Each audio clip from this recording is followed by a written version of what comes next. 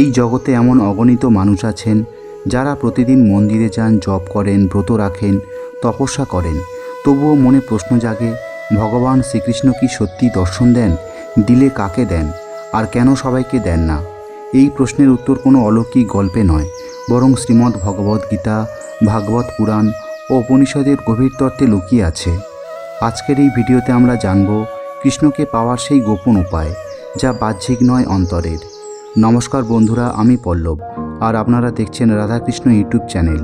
যারা শ্রীকৃষ্ণের ভক্ত আছেন, অনুরোধ করব ভিডিওটি শেষ পর্যন্ত দেখুন। আশা করি ভিডিওটি দেখে আপনারা অনেক কিছু জানতে পারবেন।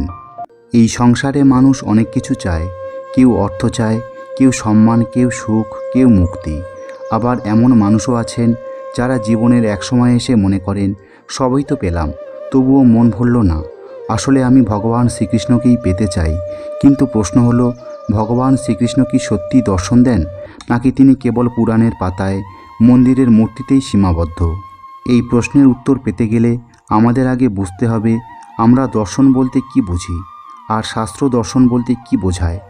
আমরা চোখে দেখাকে দর্শন বলি, কিন্তু শাস্ত্র বলে চোখ দিয়ে যা দেখা যায় তা সত্য নয়, যা হৃদয়ে অনুভব হয় তাই সত্য। শ্রীমদ্ ভগবদ্গীতায় শ্রীকৃষ্ণ নিজেই বলেছেন, আমি সকলের কাছে প্রকাশিত হই না, আমি যোগমায়ার দ্বারা আবৃত। এর মানে এই নয় যে কৃষ্ণ কাউকে বঞ্চিত করেন। এর মানে হলো মানুষ নিজে নিজের অযোগ্যতায় কৃষ্ণকে দেখতে পায় না। সূর্য যেমন সবার জন্য সমানভাবে আলো দেয়, কিন্তু অন্ধ ব্যক্তি তাকে দেখতে পারে না, ঠিক তেমনি কৃষ্ণ সর্বত্র বিরাজমান, কিন্তু অশুদ্ধ মন তাকে গ্রহণ করতে পারে না। মানুষ ভাবে, আমি মন্দিরে যাচ্ছি, জপ করছি, পূজা দিচ্ছি, তবুও কেন কৃষ্ণ দর্শন হচ্ছে না? এই ভাবনার মধ্যেই লুকিয়ে আছে প্রথম বাধা, আমি। এই আমি যতদিন আছে ততদিন কৃষ্ণ দূরে থাকেন, কারণ কৃষ্ণ এমন একজন যিনি শূন্যতা ভালোবাসেন। কৃষ্ণ দর্শন মানে কি রূপ দর্শন, নাকি আত্মদর্শন? এখানেই মানুষ সবচেয়ে বড় ভুল করে। আমরা ভাবি নীলবর্ণ, ময়ূর পুচ্ছধারী বংশীবাদক এক দেবমূর্তি চোখে দেখলেই বুঝি কৃষ্ণ দর্শন। কিন্তু শাস্ত্র বলে, যে আত্মাকে দেখে সেই প্রকৃত দর্শন করে। অর্থাৎ কৃষ্ণ দর্শন মানে নিজের আত্মার গভীরে কৃষ্ণকে অনুভব করা। ভাগবত পুরাণ বলে, কৃষ্ণ বাহিরে নয়, অন্তরে প্রকাশিত হন। কৃষ্ণকে পাওয়ার প্রথম গোপন উপায় অহংকার বিসর্জন। যতদিন মানুষ মনে করে, আমি জানি, আমি বড় ভক্ত, আমি বেশি পুণ্য করেছি, ততদিন কৃষ্ণ দূরে থাকেন। কারণ নাহং তিষ্ঠামি বৈকুণ্ঠে যোগিনাং হৃদয়ে নচ। আমি বৈকুণ্ঠে থাকি না, যোগীর হৃদয়েও থাকি না। আমি থাকি সেই স্থানে যেখানে আমার ভক্ত কাঁদে। অহংকার কৃষ্ণের সবচেয়ে বড় বাধা। দ্বিতীয় গোপন উপায় নিঃশর্ত শরণাগতি।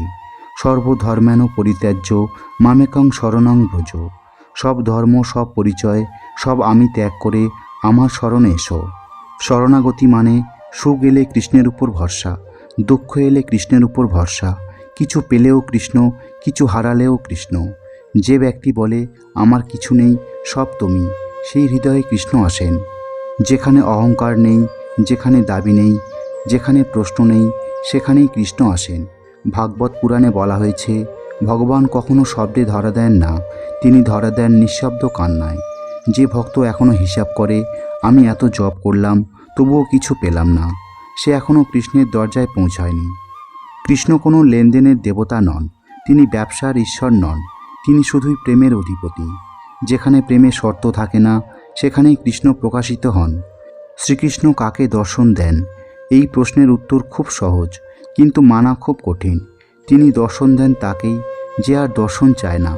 যেদিন মানুষের ভিতর থেকে এই চাওয়াটা মরে যায়, আমি কৃষ্ণকে দেখতে চাই, সেদিনই কৃষ্ণ এসে বলেন, দেখো, আমি তো এখানেই ছিলাম।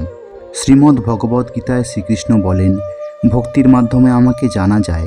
কিন্তু ভক্তি মানে কি? ভক্তি মানে কি কেবল ফুল, ধূপ, প্রদীপ? না।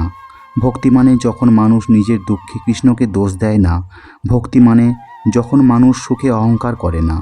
ভক্তি মানে যখন মানুষ ভেঙে পড়ে তবুও বিশ্বাস ছাড়ে না। যে ব্যক্তি বলে, সব কিছু তুমি জানো, আমি কিছুই জানি না, সেই মানুষ কৃষ্ণের খুব কাছাকাছি থাকে। মানুষ ভাবে কৃষ্ণ দর্শন মানে অলৌকিক কিছু, কিন্তু শাস্ত্র বলে কৃষ্ণ দর্শন আসলে খুব সাধারণ। যেদিন তুমি কষ্টে থেকেও শান্ত থাকো, যেদিন অপমান পেয়েও প্রতিশোধ চাও না, সেদিন সব কিছু হারিয়েও ঈশ্বরকে ধন্যবাদ দিতে পারো, সেদিনই কৃষ্ণ তোমার মধ্যে কাজ করছেন।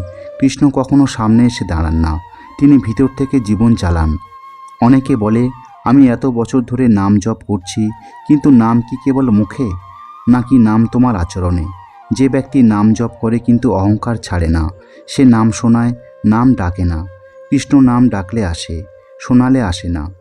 কৃষ্ণ দর্শনের সবচেয়ে গোপন উপায় হলো নিঃশর্ত আত্মসমর্পণ। যদি কোনো ব্যক্তি ভগবানের চরণে নিঃশর্ত আত্মসমর্পণ করে, সেটাই হলো প্রকৃত মুক্তি।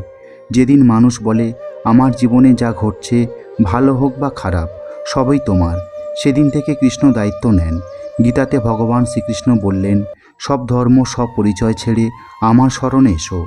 এর মানে এই নয় যে সংসার ছাড়তে হবে, এর মানে হলো অহংকার ছাড়তে হবে। মানুষ কৃষ্ণ দর্শন চায়, কিন্তু নিজের স্বভাব বদলাতে চায় না। কৃষ্ণ দর্শনে আসেন যখন মানুষের ভিতরটা কৃষ্ণের মতো হয়। সহিষ্ণুতা, ক্ষমা, করুণা, নীরবতা, এইগুলোই হলো কৃষ্ণের ভাষা। যদি তুমি সত্যি কৃষ্ণকে পেতে চাও, তাহলে প্রথমে নিজেকে হারাতে শেখো, কারণ যেখানে তুমি শেষ হয়ে যাও, সেখানেই থেকে কৃষ্ণ শুরু করেন। ভিডিওটা এখানেই শেষ করছি। আজকের ভিডিওটা কেমন লাগলো কমেন্ট করে অবশ্যই জানাবেন।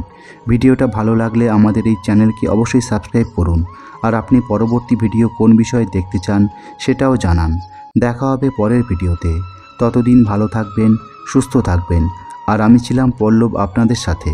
আর ভগবান শ্রীকৃষ্ণের কৃপায় আপনার জীবন সুন্দর ও সার্থক হয়ে উঠুক। জয় শ্রীকৃষ্ণ।